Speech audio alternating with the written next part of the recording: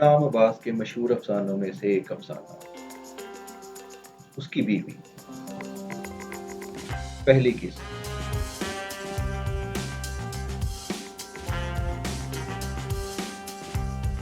وہ دونوں تیسری منزل کے کمرے میں تھے۔ یہ چھوٹا سا کمرہ اپنی ہلکی نیلی روشنی کے ساتھ باہر سے یوں دکھائی دیتا گویا ٹرین کا کوئی ڈبہ ہے، جس طرح ریلوے والے گرمی کے موسم میں فردوس سیمی یا خواب یاسمین وغیرہ شاعرانہ نام رکھ کر بعض خاص گاڑیوں میں جوڑ دیتے۔ بارشوں کا زمانہ قریب قریب ختم ہو چکا تھا۔ مکانوں میں بسنے والی مخلوق نے پسینے، بدبو اور گھٹن سے نجات پائی۔ فضا میں خصوصاً رات کے وقت خنکی ہونے لگی۔ ہاں، جب کوئی بڑا سا کالے رنگ کا پتنگا اپنی تیز گنگناہٹ کے ساتھ اندھا دھند کسی برقی کمکمے کے چکر کاٹنے لگتا تو ظاہر ہو جاتا کہ برقہ رخ ابھی گئی نہیں۔ نجمہ بھی ٹھیک اسی طرح سیدھی مانگ نکالا کرتی، نوجوان نے کہا، مگر کبھی کبھی بدھی تک مانگ لے جاتی۔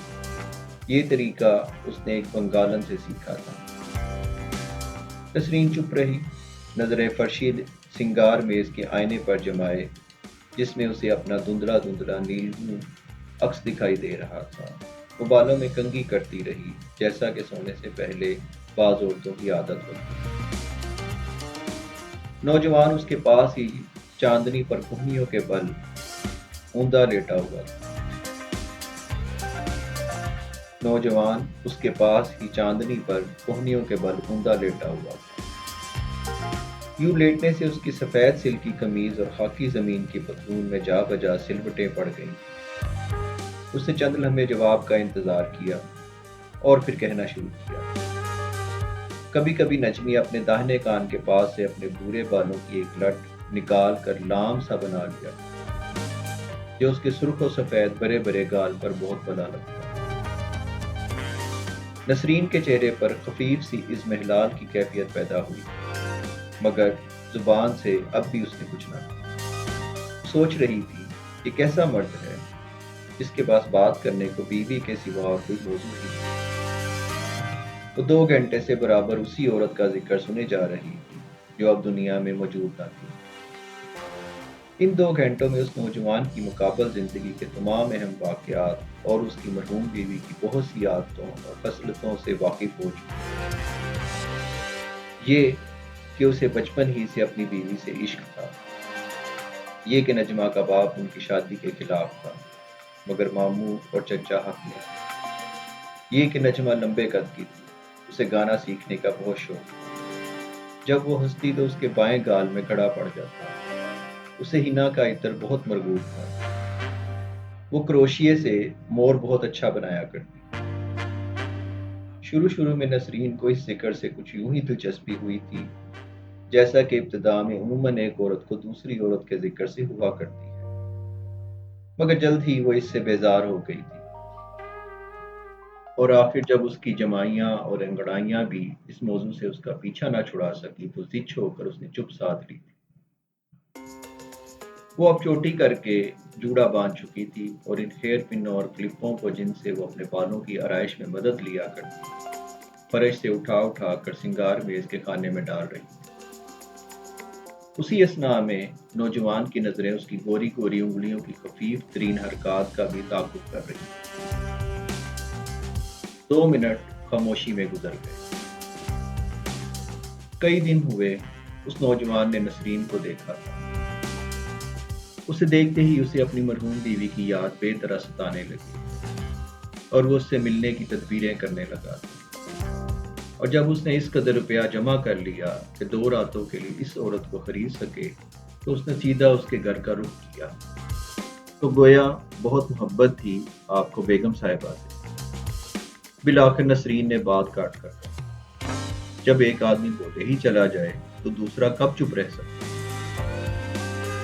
بے حد، بے ساختہ نوجوان کے منہ سے نکلا۔ وہ اس کے تان کو نہیں سمجھ سکا۔ بے حد، بے ساختہ نوجوان کے منہ سے نکلا۔ وہ اس کے تان کو نہیں سمجھ سکا تھا۔ مگر صاحب، آپ کی باتیں بھی عجیب ہیں۔ ایک انتقامی جذبہ اس میں بیدار ہو رہا۔ سمجھ میں نہیں آتا وہ کیسی محبت جس کے مرنے کے 3 مہینے بعد رفو چکر ہو گئی، اور اب وہ فکرہ مکمل نہ کر سکی۔ شاید اس کی ضرورت بھی نہ تھی، کیونکہ نوجوان اس کا مطلب بخوبی سمجھ گیا تھا۔ وہ کچھ دیر گمسم رہا، پھر اس نے اپنی صاف اور روشن آنکھیں اٹھا کر، جن میں مجرمانہ گھبراہٹ یا گناہگار ندامت کی کوئی علامت نہ تھی، نسرین کے چہرے کی طرف دیکھا۔ پھر وہ آلتی پالتی مار کے بیٹھ گیا کہ شاید لیٹے رہنے سے وہ اپنی مدافعت پورے طور پر نہ کر سکے۔ اس کے ہونٹ پل بھر کو لرزے، مگر زبان کچھ نہ کہہ سکی۔ چند لمحوں تک دونوں خاموش بیٹھے رہے۔ اس کے بعد نسرین انگڑائی لیتی ہوئی بغیر کچھ کہے کمرے سے نکل گئی۔ کوئی پاؤ گھنٹے بعد وہ واپس آئی۔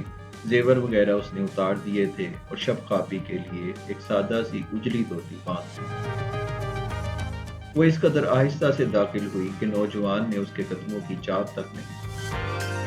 وہ چاندنی پر پیٹ کے بل لیٹا ہوا تھا۔ اس کی عمر 24-25 برس سے کم نہ ہو، مگر اس وقت برقی لیمپ کی مدھم نیلی روشنی میں وہ اپنی چھوٹی چھوٹی سیاہ مونچھوں، گھنے ابروؤں اور چمکتی ہوئی آنکھوں کے ساتھ کالج کی کسی ابتدائی جماعت کا طالب علم معلوم ہوتا تھا۔ اس کے سامنے چاندنی پر مٹر کے دانے کے برابر ایک سیاہ پتنگا چت پڑا تھا، جو شاید برقی کمکمے سے ٹکرا کر نیچے آ رہا تھا۔ پتنگا اپنی ننھی ننھی بال سی ٹانگیں ہوا میں ہلا ہلا کر، سر کو فرش پر رگڑ رگڑ کر سیدھا ہونے کی کوشش کرتا، مگر جہاں اسے ذرا کامیابی ہوتی تو نوجوان ایک بجھی ہوئی دیا سلائی کے سرے سے پھر اسے عمدہ کر دیتا۔ جب نسرین بالکل اس کے سر پر آ کھڑی ہوئی تو وہ چونک پڑا۔ اوہ، آپ ہیں؟ اور اس نے کچھ شرمندہ سا ہو کر پتنگے کو دیا سلائی سے پرے اچھال دیا۔ بیگم صاحب کے مرنے کا رنج تو بہت ہوا ہوگا آپ کو؟ یہ سوال کر کے وہ خود حیران رہ گئی۔ نوجوان نے لمحہ بھر تامل کیا اور پھر سنجیدہ لہجے میں کہنا شروع کیا۔ نہیں، شروع میں کچھ ایسا غم نہیں ہوا تھا، یقین ہی نہیں آتا تھا کہ ایسا ہو گیا ہے، مگر میں زیادہ دن اس فریم میں نہ رہ سکا۔ میں بیمار پڑ گیا، مہینہ بھر چرپائی پر پڑا رہا۔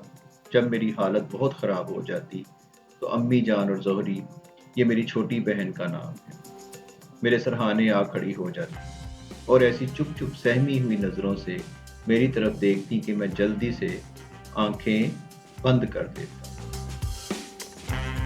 اور چاہتا کہ نہ مروں۔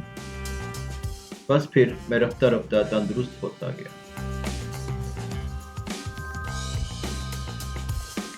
اس کے لہجے نے نسرین کو متاثر کیا۔ 2-3 لمحے پھر دونوں چپ رہے۔ آپ نے کہا تھا، اچانک نسرین کے لہجے میں شوخی جھلکنے لگی۔ میری شکل بیگم صاحب سے ملتی جلتی ہے۔ بھلا کیا چیز ملتی ہے؟ نوجوان نے پل بھر غور کیا۔ سب سے زیادہ تمہاری آنکھیں نجمی سے ملتی۔ یہ کہتے ہوئے اس کے ہونٹوں پر ہلکی سی مسکراہٹ آ گئی، مگر لہجے میں ابھی افسردگی کا اثر دور نہیں ہوا تھا۔ ویسی ہی سیاہ اور گہری، دوسرے نمبر پر تھوڑی ویسی ہی پتلی، اور تیسرے نمبر پر چلیے ہٹیے، بنائیے نہیں، تمہارے بال، تمہاری گردن۔ نوجوان کی فطری چونچالی تیزی سے بحال ہو رہی، اور نسرین خود کو روکے ہوئے تھی کہ اس سلسلے میں کوئی اور سوال نہ کر بیٹھے۔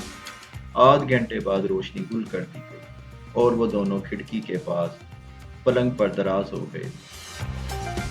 نوجوان جو رات کو جلد ہی سو جانے کا عادی تھا، زیادہ دیر تک نہ جاگا، مگر نسرین آنکھیں کھولے دیر تک کھڑکی میں سے آسمان کو دیکھتی رہی۔ یہ قمری مہینے کی آخری تاریخوں کی ایک رات تھی۔ آسمان صاف مگر تاریک تاریک سا تھا۔ ستارے اس قدر تیزی سے چمک رہے تھے کہ معلوم ہوتا تھا زمین کے قریب سرک آئے ہیں۔ نسرین ستاروں کو ہمیشہ دلچسپی سے دیکھا کرتی تھی۔ سب سے پہلے وہ ستاروں سے آشنا ہوئی تھی، اس کی عمر 4 برس کی تھی۔ ماں مر چکی تھی مگر باپ زندہ تھا۔ اس نے باپ کے ساتھ ریل گاڑی میں ایک لمبا سفر کیا۔ آدھی رات کو وہ دونوں ایک چھوٹے سے دیہاتی اسٹیشن پر اترے۔ اسی اسٹیشن پر لالٹین کی مدھم روشنی میں ایک موٹے ننگ تڑنگ فقیر نے اسے ایسی لال لال ڈراؤنی آنکھوں سے گھورا تھا کہ اس کی چیخ نکل گئی اور وہ بے اختیار باپ کی ٹانگوں سے لپٹ گئی۔ کچھ دیر دونوں اسٹیشن ہی ٹھہرے رہے مگر کوئی سواری نہ ملی۔ آخر باپ نے اسے گود میں لے لیا، گٹھڑی بغل میں ماری اور اندھیرے گھپ میں پیدل چلنا شروع کر دیا۔ یہ سفر بھی بہت لمبا تھا مگر اس کی سہمی ہوئی نظروں نے جلد ہی ستاروں کو ڈھونڈ نکالا۔ ان کو دیکھ کر اس کا ڈر کم ہونے لگا، یہاں تک کہ وہ باپ کے کندھے سے لگ کر سو گئی۔ آنکھ کھلی تو خود کو ایک اجنبی عورت کے گھر پایا۔ وہ کئی دن تک روتی بلکتی رہی مگر باپ کی صورت دیکھنا اسے پھر کبھی نصیب نہ ہوا۔ صبح کو نسرین کی آنکھ کھلی تو سورج خاصا نکل آیا تھا۔ اٹھتے ہی سب سے پہلے اسے جو احساس ہوا یہ تھا کہ نوجوان اس کے بستر پر موجود نہیں۔ اس نے سوچا غسل خانے میں ہوگا اور وہ کھلے کھلے بستر پر کروٹیں بدلنے لگی۔ جب پاؤ گھنٹہ گزر گیا تو نوجوان کہیں نظر نہ آیا تو اسے الجھن ہونے لگی۔ شمن جھاڑو لیے کمرے میں آیا تو اس نے پوچھا، وہ رات والے بابو کہاں ہیں؟ چلے گئے۔ چلے گئے؟ اس نے تعجب سے پوچھا۔ جی ہاں، صبح ہی صبح۔ ہم سب سو رہے تھے، دروازہ بھی تو کھلا ہی چھوڑ گئے۔ ویسے تو سب خیریت ہے نا؟ بے ساختہ اس کے منہ سے نکل گیا۔ جی سب خیریت ہے۔ شمن اس کا مطلب فوراً سمجھ گیا۔ میں نے اٹھتے ہی سب دیکھ بھال لیا۔ اپنے شبے کے گھٹیا پن پر اسے شرم آ گئی مگر دوسرے ہی لمحے اس خیال نے اس پر تسلط جما لیا کہ وہ نوجوان چلا کیوں گیا۔ اس نے سوچا رات اسے میرا تانا برا لگا، وہ بڑا حساس تھا، اوپر سے ہنستا بولتا رہا، صبح ہوتے ہی چل دیا۔ منہ ہاتھ دھو کر نیچے پھوپھی کے پاس جانے کو تھی کہ اچانک کسی کے جلد جلد سیڑھیاں چڑھنے کی آواز آئی۔ نوجوان گیا نہیں تھا، وہ رومال میں کچھ باندھے لیے آ رہا تھا۔ معاف کرنا، اس نے اپنے پھولے ہوئے سانس پر قابو پانے کی کوشش کرتے ہوئے کہا، میں تمہیں بتائے بغیر ہی چلا گیا، میں نے جگانا مناسب نہیں سمجھا۔ یہ لو، یہ کہہ کر اس نے رومال نسرین کے ہاتھ میں دے دیا۔ کیا ہے؟ نسرین نے پوچھا۔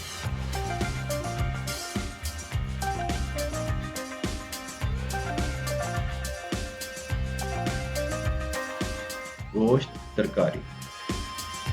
یہ کہہ کر وہ مسکرانے لگا جیسے اس نے کوئی شرارت کی۔ گوشت ترکاری؟ کس نے کہا تھا لانے؟ خفا کیوں ہوتی ہے؟ بات یوں ہے جب نجمی زندہ تھی میں یوں ہی منہ اندھیرے اسے جگائے بغیر گھر سے نکل جاتا، ہوا خوری کی ہوا خوری ہو جاتی اور گھر کا سودا بھی لے آتا۔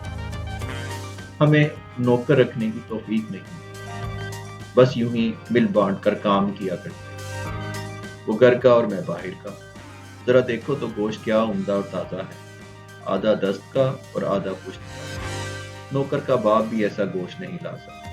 اور پھر ذرا کچنال تو دیکھو، آج ہی شہر میں آئی، پھر پیاز بھی ہے، ہری مرچیں بھی، اور ادرک بھی اور دھنیا بھی۔